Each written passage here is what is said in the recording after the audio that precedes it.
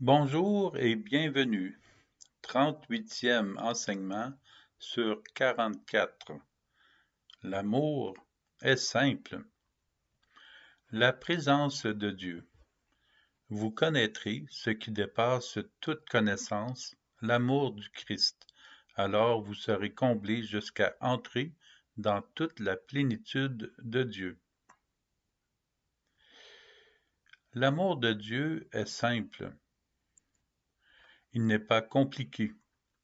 Mais de multiples manières, nous devenons distraits, nous sommes ailleurs et attentifs à autre chose. Dieu nous aime et nous recevons son amour. Reste à nous de vouloir l'accueillir et lui permettre de circuler dans notre vie. C'est ce qu'il y a de plus simple.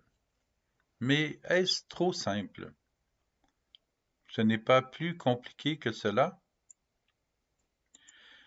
L'amour est simple. Dieu est simple. C'est fort possiblement nous qui compliquons tout.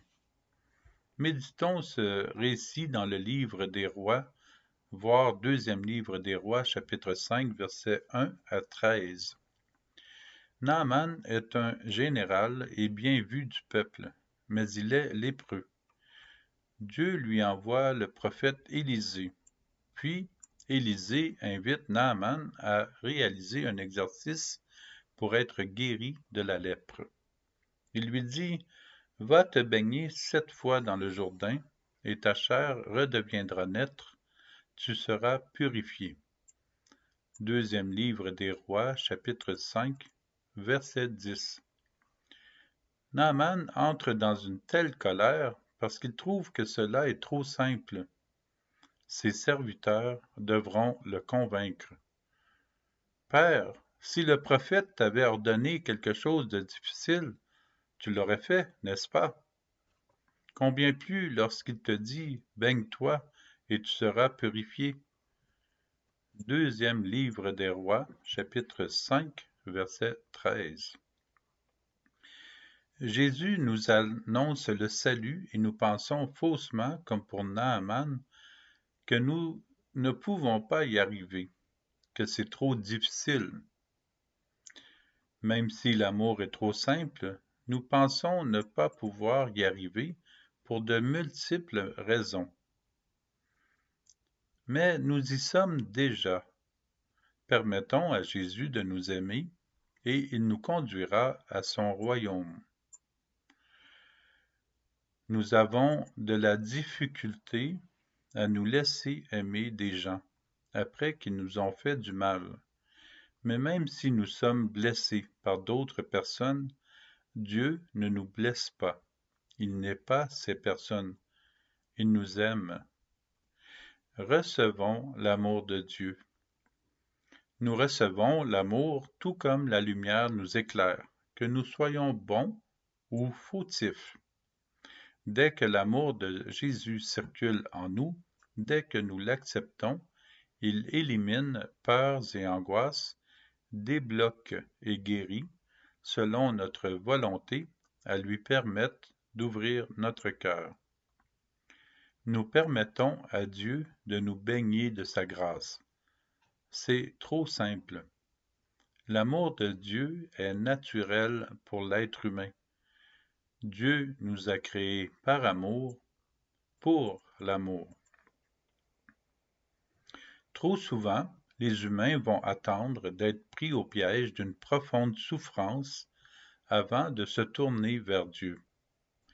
Ils demeurent à l'écart d'une recherche de lumière et de vérité.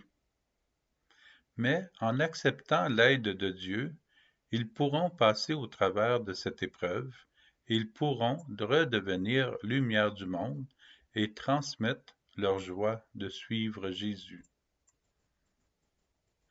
Si la tristesse l'emporte sur la joie, si la fermeture de notre cœur l'emporte sur l'ouverture aux autres, si nous devenons stagnants au lieu de nous mettre en marche derrière Jésus, si la peur nous paralyse au lieu de goûter la joie et la liberté, l'Esprit Saint passe pareil. mais nous bloquons son effet. Il ne nous force pas là où nous avons verrouillé à clé. Si la joie manque dans notre cœur, c'est un signe majeur que nous nous sommes éloignés de l'amour de Dieu ou que quelqu'un nous a fait du mal au point de ne plus croire dans l'amour humain. Puis, nous perdons souvent le contact avec Dieu à cause de ce malaise. Souvenons-nous de ce que Dieu réalise en nous, pour nous, avec nous, par tous les moyens possibles, parce que nous sommes humains, parce que la vie, avec ses bas, ses moyens et ses hauts, nous soutire, nous oserions dire, nous arrache parfois à la présence de Dieu, de son amour qui a pour unique but de nous enflammer de joie. La Trinité veut nous unir à l'amour. La Trinité veut nous garder dans l'amour. C'est l'alliance que Dieu fait avec nous maintenant.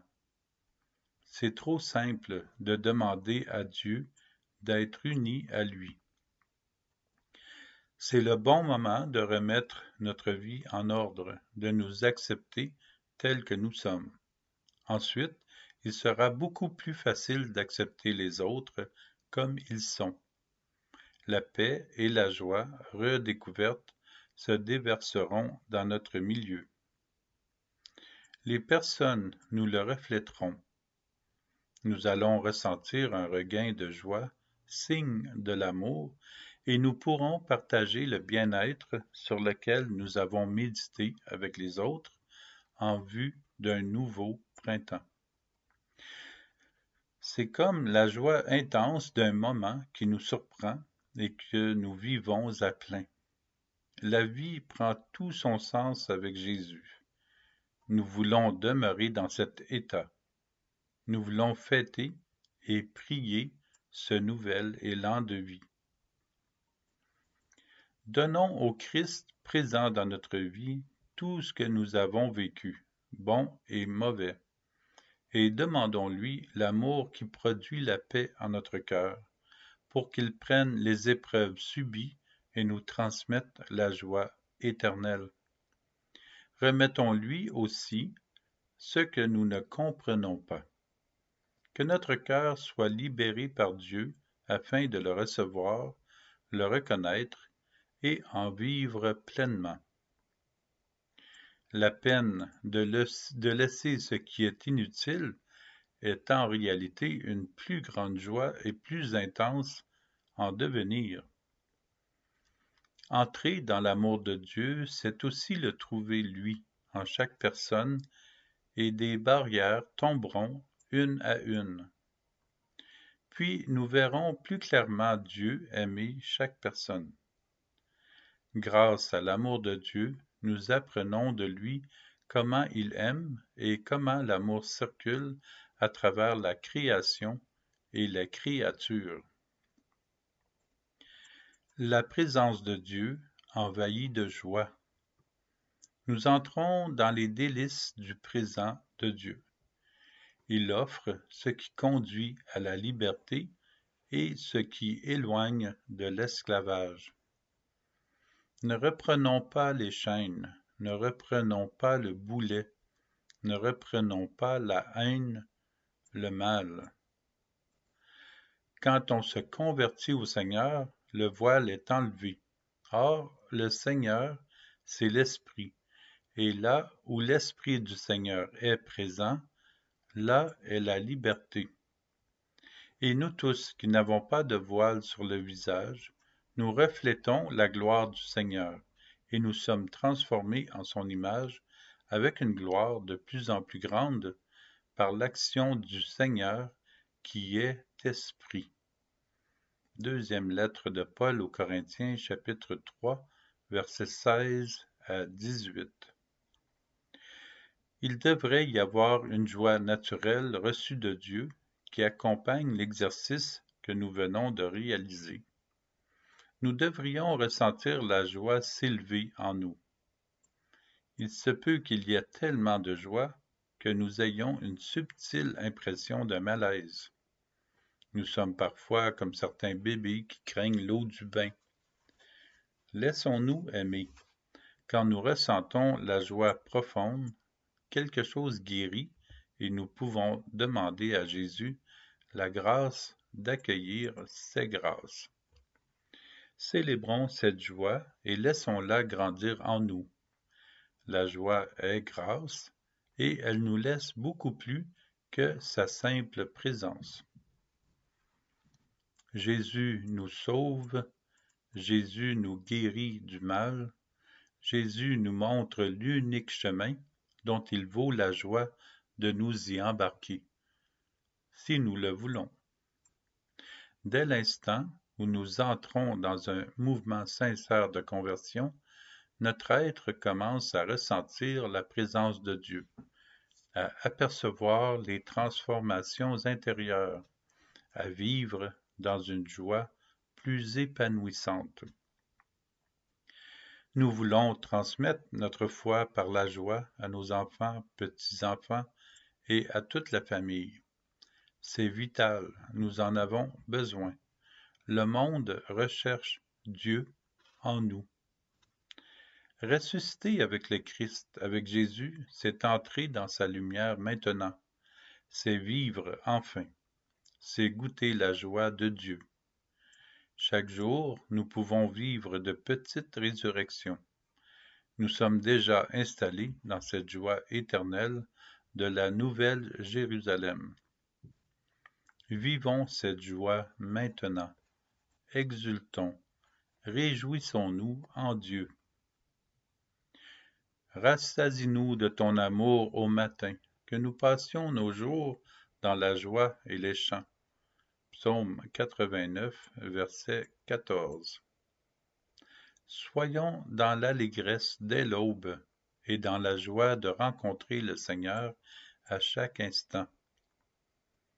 Encourager, admirer la présence du Christ dans la vie, les gestes, les paroles de chaque personne, devenir de plus en plus authentique et fraternel, voilà ce qu'est une communauté qui laisse la joie de l'Évangile passer, la joie de l'Esprit Saint passer comme un bon coup de vent sous le soleil de l'été. C'est une bise de joie qui nous fait du bien, ainsi qu'aux personnes de notre entourage.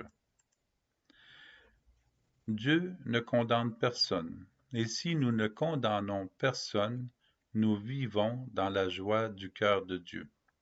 Si chaque personne vivait la joie de l'amour et permettait à Dieu de rejoindre les cœurs, l'existence sur terre serait améliorée. Continuons dans la joie, la paix et le silence en notre cœur et retrouvons-nous en Jésus qui nous ouvre son cœur. Quelle joie quand on m'a dit « Nous irons à la maison du Seigneur ». Psaume 121, verset 1.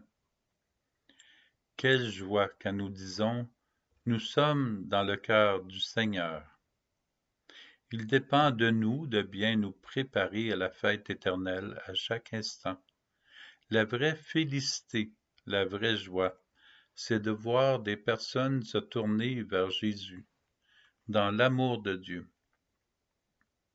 Et si elles se tournent vers nous, qu'elles y voient et entendent Jésus, qu'elles vivent l'amour de Dieu. Au revoir.